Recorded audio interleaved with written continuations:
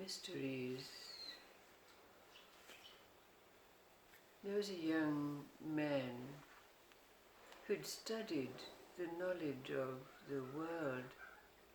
He'd learned mathematics, he'd learned astrology, and those other academic arts. But he felt that he needed to explore the ways of the arcane, the ways of magic. But there was no sorcerer in his place that he could seek tutelage from. So he decided to travel to the great city of Cairo, where it was said that many sorcerers resided. But it was a great distance and he was afraid, so he decided to join a caravan. And during the course of the journey, he became friendly with a merchant who was traveling with that caravan. And as they became more friendly, he confided in the merchant that he was going to Cairo to seek out a sorcerer to come under his tutelage. So the merchant happened to say, "Well, I have a very good friend in Cairo who happens to be a sorcerer. I can introduce you to him." And so indeed this is what happened. As soon as the caravan arrived in Cairo, the young man made his way to the address that the merchant had given him, to find that it was just a little terrace house on a very ordinary street. And when the door was opened, there was no being with a pointed hat and a gold-lined cape, and there were not many books on the shelves. So he thought that the merchant had deceived him, that was leading him up a garden path, so to speak. But the sorcerer invited him in, and the young man stated that he was looking for a sorcerer to become their student. And the man said, "Well, I'm a sorcerer and I can teach you." But the young man was so doubtful, looking at this ordinary man, seeing no trace of anything magical or feeling anything unusual about him.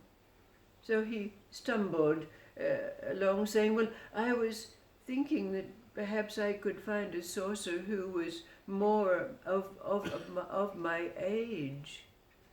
And of course the sorcerer knew that the young man was doubting him.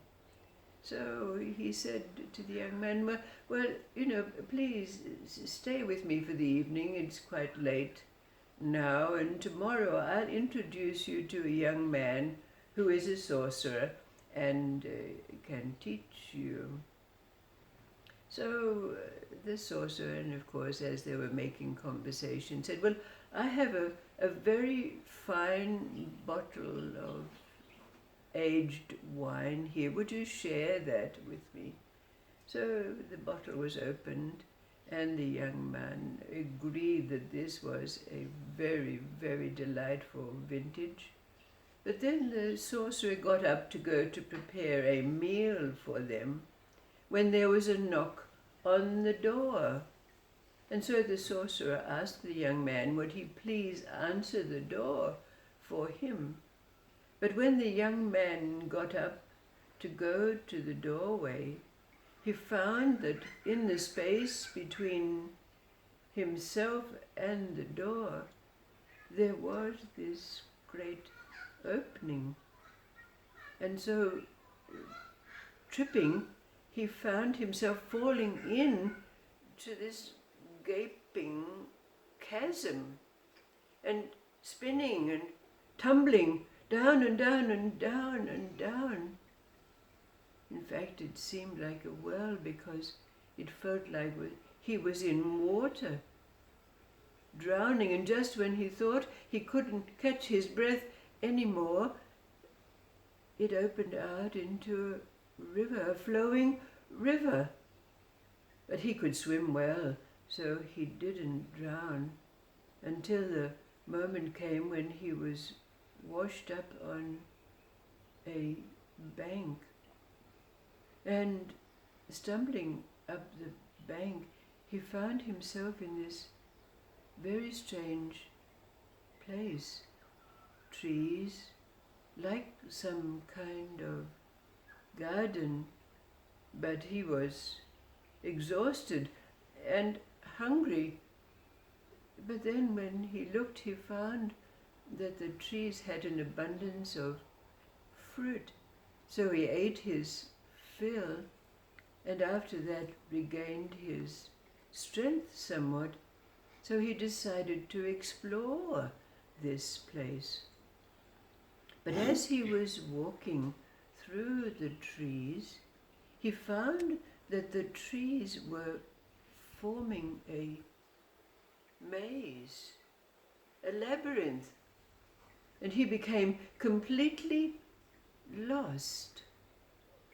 But in his wanderings, he finally found himself at a bridge. And when he crossed the bridge, he found that he was outside the maze, and in front of him was a road. So he walked the road until it brought him to the gates of a city. When he entered the gates, he felt and saw that this was a place of great opulence. There were traders there were shopkeepers there, and the goods they were selling were the finest of silks and satins and artifacts and jewels. But as he wandered, wondering at these things, he found that he had come to a section of the shopping mall that was lined with scribes, those people who write documents and letters for those who have not the ability to do so.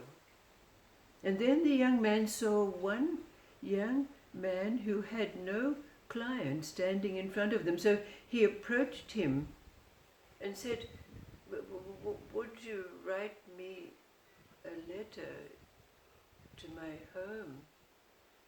And the scribe said, "Well, where is your home?" And the young man said, "Samarkand." "Samarkand?" said the scribe. "Never heard of that place." And he asked the other scribe. No, they had never heard. How could it be that people had not heard of this great city of Samarkand, thought the young man. What a strange place he'd found himself in. But then the young man admitted to the scribe that in fact he wasn't illiterate. He knew how to read and write, but he was wanting to find his way home. So the scribe asked the young man, "Well, show me your writing." And when the young man wrote and showed his writing to the scribe waxed lyrical about this beautiful script, and he showed it to the other scribes. "Look what this young man can do. Look at the beauty and fineness of his writing." And the word got around till it came to the ears of the monarch of that place, who wanted to meet this young man. And when he did, and he too saw the young man's writing, so impressed, he immediately put him in his employ as the palace scribe. Now the life was very good there, of course, and the young man soon rose to a very confidential place with the king. But he wanted to go home. So finally he got the courage to go and ask the king, and the king was reluctant. He didn't want to lose this confidant, this young man with such abilities. So he somewhat bribed him, we might say, by offering him his daughter's hand in marriage. And so, of course, the young man could not refuse, and so he was wedded to the king's daughter, the princess, and they found that they were deeply in love, and she gave birth to an infant child, a boy who the young man loved very dearly.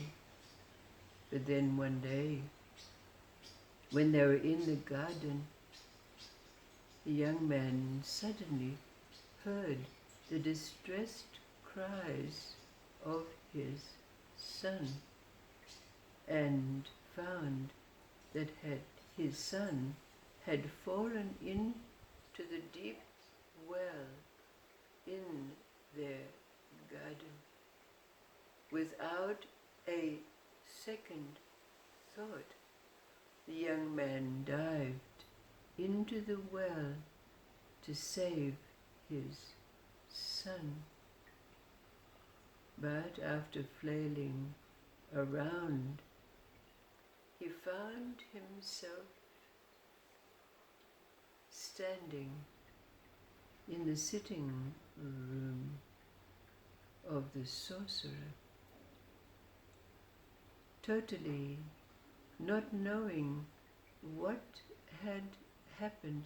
He began to babble to the sorcerer about where he'd been and who he was. But then the sorcerer said to him, "The wine that was given to you contained a potion that created for you an illusion." But, said the young man, "I was assistant to the king. I was the king's official scribe, and I had a son, and I died." But then he realized not only the illusion, because only an instant had passed that was very evident to him back where he was, but that this man who looked so ordinary was indeed a great sorcerer. So the young man asked to become a student of this sorcerer. And indeed, after some time, he learned the arcane arts and became himself an adept sorcerer. But when he combined the arcane arts with the other abilities that had been honed with his seeking, he became a great mystic.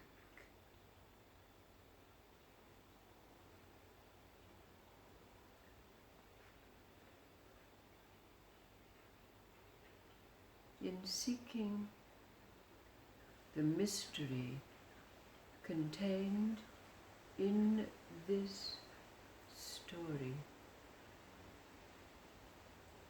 it might lead us to an inquiry. What is a mystic?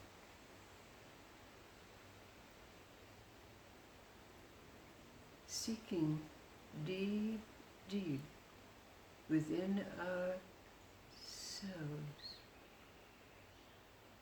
bringing together the aspects of our psyche into that mandala. What do they bring for us? What does this inquiry bring for us? Perhaps, if you dare, you can yourself delve into the meaning, the relationship between the mysterious, the mysteries, and being a mystic.